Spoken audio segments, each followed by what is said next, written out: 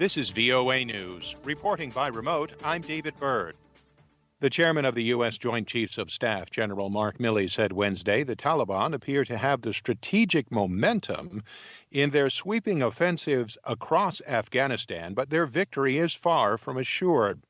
Speaking at the Pentagon, Milley said the Taliban fighters have made gains in recent weeks, but that Afghan security forces are consolidating their gains in urban areas. Strategic momentum appears to be sort of with the Taliban. The Afghan security forces, though, are consolidating their forces. So part of this is they're giving up district centers in order to consolidate their forces because they're taking an approach to protect the population. The militants now control about half Afghanistan's roughly 400 districts, but none of the country's densely populated main cities.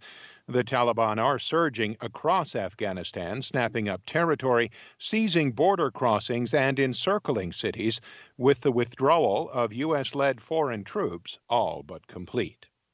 The United States and Germany have reached a deal that will allow the completion of a controversial Russian pipeline to Europe without the imposition of further U.S. sanctions. The two governments announced the agreement in a joint statement Wednesday and said it was immediately assailed by members of Congress opposed to the Nord Stream 2 gas pipeline. The deal is intended to address U.S. and Eastern and Central European concerns about Russia using the pipeline as a political weapon.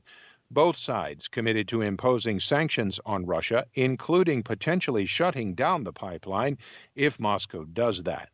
On Wall Street, it was a positive day Wednesday, with the Dow Jones Industrial Average up 0.8% at the close. The S&P 500 also added 0.8%, while the Nasdaq gained 0.9%. This is VOA News.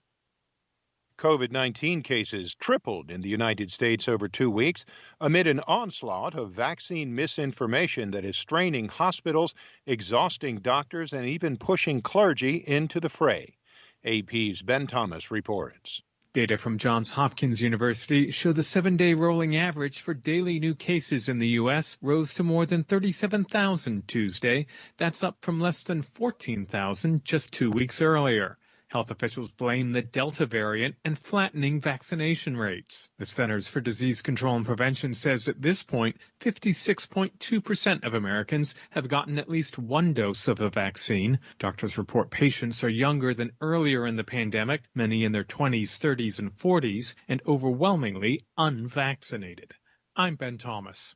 U.S. life expectancy fell by 1.5 years in 2020, the largest one-year decline since World War II, according to public health officials. AP's Julie Walker has more. The CDC report blames COVID, the third leading cause of death behind heart disease and cancer, accounting for 11% of the more than 3.3 million American deaths last year. That's far more deaths than in any other year in U.S. history. For decades, U.S. life expectancy was on the upswing. The CDC says last year it dropped to 77.3 from 78.8 the year before.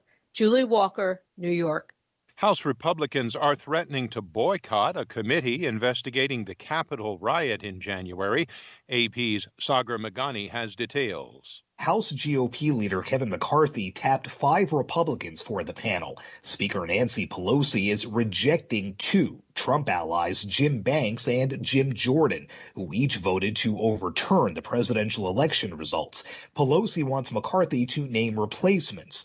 Instead, he's accusing her of an egregious abuse of power and threatening to boycott the panel. Unless Speaker Pelosi reverses course and seats all 5 Republicans, we will not participate. Democrats have already said the investigation will move ahead with or without McCarthy's choices.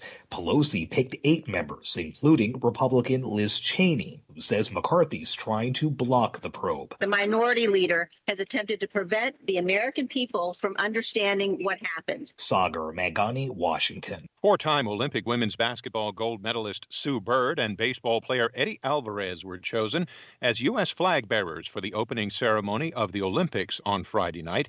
Alvarez, who won a silver medal in speed skating in the 2014 Sochi Olympics, and Bird were chosen by a vote of fellow U.S. athletes. Reporting by remote, I'm David Byrd, VOA News.